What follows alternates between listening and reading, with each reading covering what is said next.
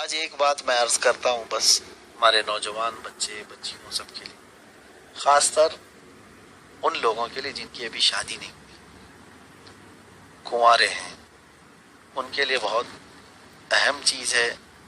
ایک بات آپ سمجھ کے چلیں کہ زندگی دو حصوں میں بٹی ہوئی ہے ہماری، ایک شادی سے پہلے کی زندگی، ایک شادی کے بعد کی زندگی۔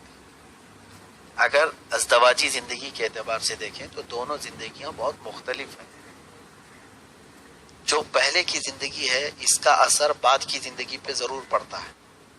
شادی سے پہلے آپ جس طرح کے تھے اور نکاح کے بعد آپ کی زندگی پر نہیں بلکہ اب آپ کے اولاد پر بھی وہ آپ کے اخلاق، آپ کے اعمال کا اثر پڑتا ہے۔ اسی وجہ سے شادی کے وقت میں استغفار پڑھاتے ہیں، توبہ کراتے ہیں، کلمہ پڑھاتے ہیں کہ پچھلے سب چیزیں معاف ہو جائیں، صاف ہو جائیں، پاک ہو جائیں، تاکہ اب آنے والی زندگی میں میرے پچھلے کرتوت کا اثر نہ آ سکے، میری اولاد میرے گناہوں کو نہ بھوگتے۔ اس لیے دولہا بھی پڑھتا ہے، دلہن کے یہاں بھی پڑھایا جاتا ہے، وہ توبہ کر کے ایک نئی زندگی شروع کر رہے ہوتے ہیں۔ لیکن آج کے اس ماحول کے اعتبار سے ہمیں نبوی طریقہ کیا ہے؟ بہت سارے بچے، بہت ساری بچیاں اس زمانے میں اپنے آپ کو کیسے بچا کر رکھتی ہوں گی یا کیسے بچا کر رکھتے ہوں گے، اللہ ہی بہتر جانے اور وہ خود جانے۔ کیونکہ ایک دور تھا جب جوانی آتی تھی تو بہت ساری بندشیں تھیں، محلے کے لوگ، ماں باپ، بھائی بہن، معاشرہ، سماج، یہ سب کی دیواریں توڑ کر کے جا کر کے کوئی گناہ کرتا تو کرتا، اپنے گھر سے بھی نکلنا ہوتا، اپنے بھائیوں سے آنکھ بچا کر، ماں باپ سے آنکھ بچا کر، محلے والوں سے، سماج سے، جہاں کوئی اس کو نہیں پہچان رہا ہے وہاں جا کر کے وہ پھر اپنی عیاشی کرتا۔ اگر مرد ہے تو کسی عورت سے ملے، لڑکیوں سے خواہش پوری کرے، لڑکیاں اس طرح سے چھپ کر کے چلی جائیں۔ ایک وقت یہ تھا جب اتنی دیواریں پھلان کر کے انہیں جانا تھا۔ اب جس ماحول میں آپ جی رہے ہیں ساری دیواریں خود گناہ پھلان کر تمہارے تکیے کے نیچے آ جاتی ہیں۔ اپنی تنہائی میں، اپنے تنہائی کے اوقات میں ساری چیزیں۔ کئی بچے ایسے ہیں جنہوں نے رو رو کر کے بھی میرے پاس، ایک نہیں میرے پاس بہت ہے، میں رازداری میں رکھوں، کسی کو ظاہر نہیں کرنا چاہتا، لیکن بس انہوں نے فقط اپنے دل کی بھڑاس نکالنے کے لیے میرے سامنے کہا ہوگا، یا تو پھر ہو سکتا ہے علاج، معالجے یا دعا کی غرض سے انہوں نے کہا ہوگا۔ کہیں تو کس سے کہیں آج یہ حالات؟ بہت سارے لوگ اس میں پریشان ہیں۔ آخر اس کا علاج کیا ہے؟ کہ ہمارے ان نوجوان بچے اور بچیوں کے ہاتھ میں موبائل، انٹرنیٹ اور اس کے ساتھ ساتھ جو عریانیت، گندی اور فحش فلمیں اور تصویریں، یہ سب جو اخلاق اور ایمان کو تباہ کر رہی ہیں، اس کا آخر علاج کیا ہے؟ کیا کریں گے؟ بڑے پریشان ہیں، اپنے ہاتھوں خود کی تباہی کر رہے ہیں بہت سارے بچے، بہت ساری بچیاں۔ اور پھر چند دنوں کے بعد جب ان کی نکاح کے ایام آتے ہیں تو پھر ان کی پریشانیاں اور بڑھ جاتی ہیں۔ پہلی چیز تو میں یہ بتاؤں گا میرے عزیزوں، پہلی چیز تو یہ، نوجوانی جیسے آئے، اللہ کے حبیب صلی اللہ تعالیٰ علیہ وسلم کے حکم میں یقیناً بڑی حکمتیں پوشیدہ ہیں۔ اگر گھروں میں ایسے اور معاشرے میں ایک ایسے رواج بنا کر رکھے ہیں تو اس رواج کو توڑ دینا چاہیے۔ میں سمجھتا ہوں لڑکا ہو یا لڑکی ہو، 18 سال کے بعد قانونی اعتبار سے بھی اور اسلامی اعتبار سے بھی اس کے لیے شادی کا پلیٹ فارم پورا اوپن ہے۔ کوئی بندش نہ حکومت کی طرف سے ہے نہ شریعت کی طرف سے۔ شریعت میں تو بالغ ہونے کے بعد کبھی بھی اس کو نکاح کی پرمیشن ہے، لڑکی کے لیے بھی، لڑکے کے لیے بھی۔ گورنمنٹ کے اعتبار سے تو 18 سال کی عمر، لیکن یہی ایک بھڑکیلی عمر ہوتی ہے 18 سے 25 سال کی عمر۔ ان دنوں میں جو تباہی آتی ہے وہ 50 سال کے برابر کی تباہی 1 سال کے اندر بھی وہ کر سکتا ہے۔ اس کے پاس اتنی ساری چیزیں اس وقت، کیونکہ جتنا بھی کرو گے خواہش مرے گی نہیں، ختم نہیں ہوگی، ختم نہیں ہوگی، یہاں تک کہ تم موت کے منہ میں جا رہے ہوگے تب تک بھی تمہاری خواہش نہیں مرے گی، جو خواہش اس وقت آ جاتی۔ اس کا سب سے پہلا علاج، حضور اکرم صلی اللہ علیہ وسلم کے پاس ایک نوجوان اسی طرح سے آیا، یا رسول اللہ صلی اللہ علیہ وسلم میں کیا کروں، بچ نہیں پاتا ہوں۔ میرے لیے کچھ حل فرمائیں، ارشاد فرمائیں۔ جوانی ہے اور اس طرح کے خیالات آتے ہیں دماغ میں اور ایسے ایسے معاملات ہوتے ہیں، میں کیا کروں؟ دو چیزیں میرے آقا صلی اللہ علیہ وسلم نے ان سے کہا، اے نوجوان، پہلی چیز تو یہ ہے کہ اللہ نے حلال کیا ہے تیرے لیے نکاح، تو جلدی نکاح کر لے، اور اگر اس کی استطاعت نہیں ہے، طاقت نہیں ہے، تو روزہ رکھنا شروع کر، دو میں سے ایک کر، اللہ تجھے محفوظ رکھے گا۔ تو یہ نبوی علاج ہے، یہ میرے آقا کا دیا ہوا علاج، یا تو نکاح کر لے یا تو روزہ رکھ۔ اب یہاں پر نکاح کا مسئلہ آتا ہے تو جو ہمارے یہاں بندشیں لگی ہوئی ہیں نا کہ اس کی ایج ہی کیا ہے، ابھی یہ 18-20 سال کا، شادی کر کے کیا کرنے والا ہے تو، عورت کو کہاں رکھے گا، کیا کھلائے گا، کیا پلائے گا، یہ ساری چیزیں آتی ہیں۔ ان تمام چیزوں کی طرف کبھی خیال نہ کرنا۔ تمہارے جیب خرچ کے لیے اگر تمہارے پاس 50 روپے بھی آتے ہیں تو سمجھ کر کے چلو کہ تم شادی کے لائق ہو، تم شادی کے لائق ہو۔ اور قرآن جب یہ کہہ رہا ہے کہ اگر تم فقیر ہو تو اللہ اپنے فضل سے غنی کر دے گا، ان یکونوا فقراء یغنہم اللہ من فضلہ، اللہ فرما رہا ہے جن لوگوں نے نکاح کا ارادہ کیا، قصد کیا، اگر وہ فقیر ہیں، فقیر کس کو کہتے ہیں معلوم ہے نا آپ کو؟ وہ صرف طبلہ بجانے والے کو فقیر نہیں کہتے ہیں، جو نصاب سے بھی کم جس کے پاس مال ہے، ایک وقت کا کھانا ہے دوسرے وقت کا نہیں ہے، ایسی بھی حالت ہو سکتی ہے فقیر کی۔ اللہ فرما رہا ہے فقیر اگر نکاح کا ارادہ کرے، اللہ کا وعدہ ہے کہ اپنے فضل سے میں اس کو غنی کروں گا۔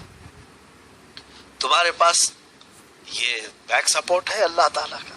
اس نے جب یہ فرمایا گناہوں سے بچنے کے لیے جس نے یہ نکاح کیا، پہلی چیز یہ سمجھ لیں، نوجوانوں کو بھی کہوں گا، بچیوں کو بھی، بچوں کو بھی، سب کو، نکاح کا مطلب شو شائننگ اور زیادہ ریاکاری دکھاوے کے لیے نہیں ہوتا۔ ارے میں اتنی بڑی لڑکی سے کر کے لایا ہوں اتنے، اور وہ یہ سمجھے کہ میں اس سے کر کے لایا ہوں، اس سے کر کے لایا۔ نکاح اس لیے نہیں ہوتا۔ اگر آپ سمجھتے ہو کہ لڑکوں کے لیے، پہلی بات، اگر آپ یہ چاہتے ہو کہ ہمیشہ آپ کی بیوی سے آپ کی محبت قائم رہے اور نیکیوں کے ساتھ تمہاری زندگی گزرے، یہ میرے استاد نے مجھے بھی نصیحت کی تھی شادی سے پہلے کی بات، کہا ایک نیت یہ کر لینا کہ اے اللہ،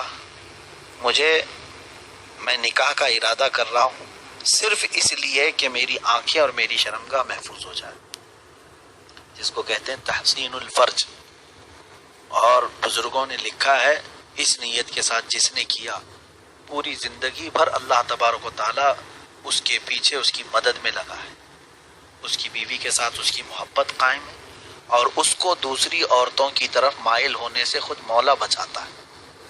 اگر تمہاری نظریں خطا کرنے لگ جائیں تو رب تبارک و تعالیٰ تمہاری آنکھوں کو پھیر لے گا اور تمہاری بیوی کو ساری عورتوں سے خوبصورت بنا کے پیش کرے گا۔ یہ دل کا معاملہ ہوتا ہے کہ ورنہ دیکھا جائے اگر انسان جو ہے 8 دن کنٹینیو گوشت نہیں کھا سکتا، روزانہ گوشت کھائے گا اکتا جائے گا، لیکن ایک بیوی کے ساتھ 50 سال بھی رہ لیتا ہے، کیسے رہتا ہے؟ اللہ تبارک و تعالیٰ وہ محبت ڈالتا ہے۔ باقی دوسری چیزوں میں کہاں ہے؟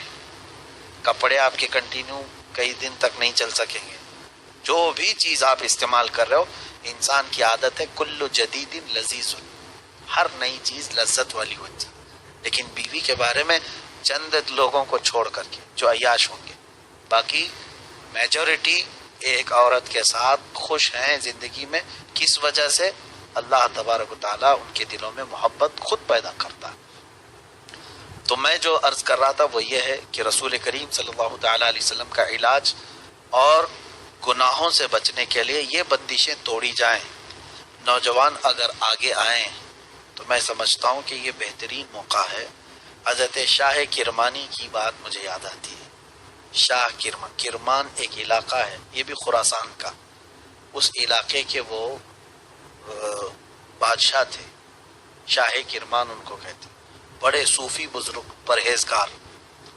ایک دن آئے مسجد میں، دیکھا ایک نوجوان عبادت میں مصروف ہے مغرب کے بعد، پھر عشاء پڑھی آپ نے، عشاء کے بعد بھی وہ بیٹھا رہا کونے میں معتکف ہو کر، دوسرے دن آپ آئے، دیکھا اس نوجوان کو برابر وقت پر آتا ہے اور وقت سے پہلے مسجد میں، اور اس کے بعد نماز کے بعد گڑ گڑاتا ہے اللہ کی بارگاہ میں، روتا ہے۔ 2 دن دیکھا، تیسرے دن آپ نے اس کو مغرب میں پوچھا کہ بیٹا تم کہاں سے ہو، کیا ہو؟ کہا کہ حضور میں مسافر ہوں، میرا کوئی گھر نہیں، بس دن بھر میں محنت کرتا ہوں، لکڑیاں چنتا ہوں اور اس کو بیچتا ہوں، اور جو میرے آمدنی آتی ہے اس سے میں گھر چلاتا ہوں یا میرا خرچ چلاتا ہوں۔ آپ نے فرمایا تو شادی کیوں نہیں کر لیتا؟ اکیلا ہے، نوجوانی ہے تیری، مسجد میں رات کے وقت تک بیٹھا رہتا ہے، کیوں نہ شادی کر کے اپنا گھر بسائے گا؟ اس نے کہا کہ حضور مجھ جیسے غریب کو کون بیٹی دے گا؟ میرا گھر نہیں ہے، ایک جھوپڑی ڈال کر کے میں رہتا ہوں، خیمہ ہے بس۔ حضرت شاہ کرمان نے کہا اگر میں میری بیٹی دے دوں تو؟ ان کی بیٹی کے لیے بڑے بڑے بادشاہوں کے بیٹوں کے رشتے تھے۔ انہوں نے کہا کیا تو قبول کرے گا؟ وہ چونکہ اس وقت تک جانتا نہیں تھا، اس نے کہا مجھے نہیں معلوم، لیکن اگر آپ کو میری ذات پر یقین ہے تو آپ نکاح کر دیں، میں آپ کی بچی کو سنبھالوں گا۔ مغرب میں یہ بات ہوئی، گھر گئے، گھر جا کر کے اپنی بیٹی سے کہا کہ بیٹا میں نے تیرے لیے ایک دولہا ڈھونڈا ہے، ایسا ایسا ہے، فلاں ہے۔ بیٹی فوراً باپ کی بات پر راضی ہے، نہ گھر ہے کچھ نہیں ہے، بس یہ ہے عبادت کرتا ہے، اس کے اندر تقوی ہے، پرہیزگاری ہے، بس اس بات پر دوسرے دن صبح اسی مسجد میں نکاح ہو گیا، چند لوگوں کے ساتھ بیٹھ کر کے نکاح ہو گیا۔ شام کو شاہ کرمان کی شہزادی اس فقیر نوجوان کے گھر بیاہ کر کے لائی گئی، اس کی طرف سے، دولہے کی طرف سے کوئی نہیں ہے، لڑکی کے گھر کی طرف سے جو لوگ بھی رہے، اور دلہن آئی جھونپڑی میں، جس وقت آئی تو دیکھا کہ ایک سراہی ہے مٹی کی اور اس پر گلاس رکھا ہوا ہے، باقی ایک تکیہ اور ایک بچھونا بچھا ہوا، کچھ بھی نہیں ہے پوری جھونپڑی میں، اور اس سراہی پر یعنی مٹکے پر آدھی روٹی رکھی ہوئی تھی، آدھی روٹی۔ تو دلہن پہلے ہی دن آئی، پوچھا گھر میں کچھ نہیں ہے آج، کہا کہ آدھی روٹی میں کھا چکا ہوں، یہ کل کے لیے آدھی۔ وہ رونے لگ گئی، کہا کہ میرے باپ نے غلط فیصلہ کیا،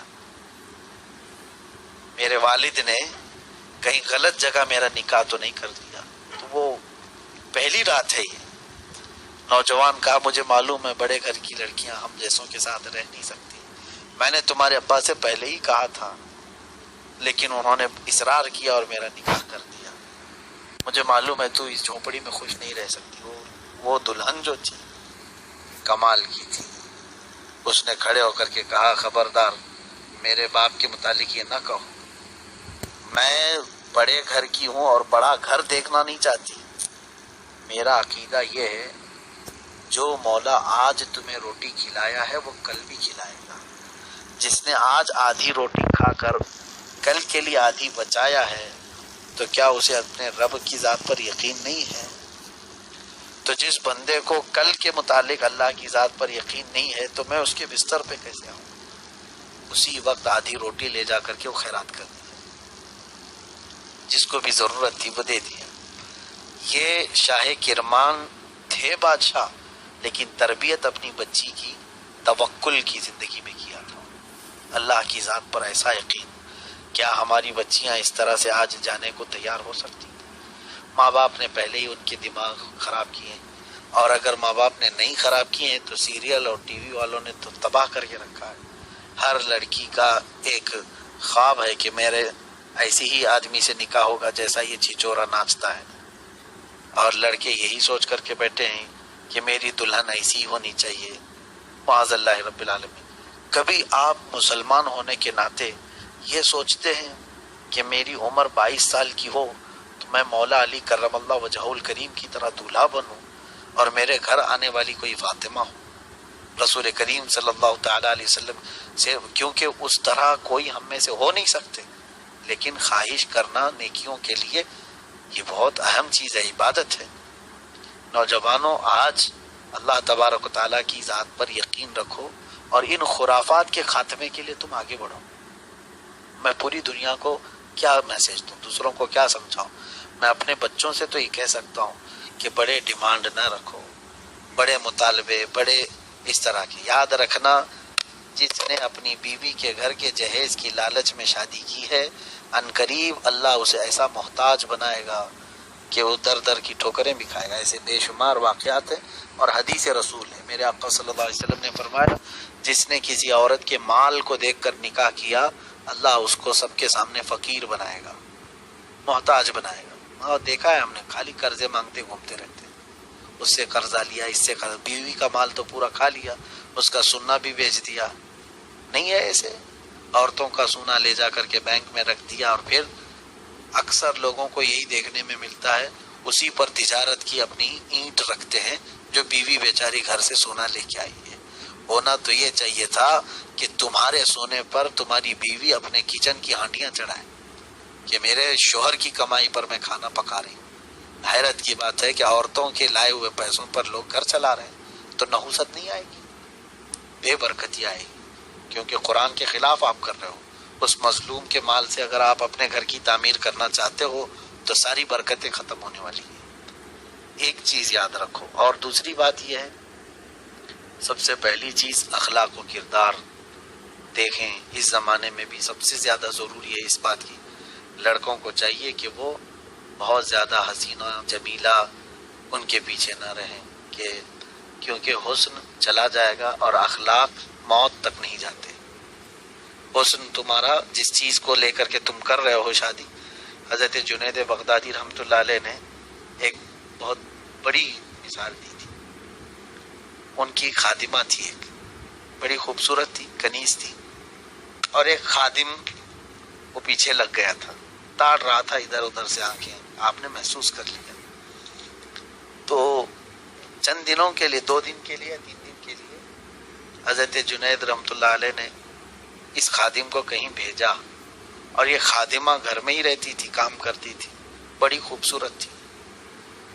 اس کو 2 دن کے بعد آپ نے کچھ دوا پلائی یا کیا پلایا، اس کو جلاب شروع ہو گئی، یعنی لوز موشن، جس کو اس لڑکی کو اتنے ہوئے کہ وہ طہارت خانے میں بھر گئی سب۔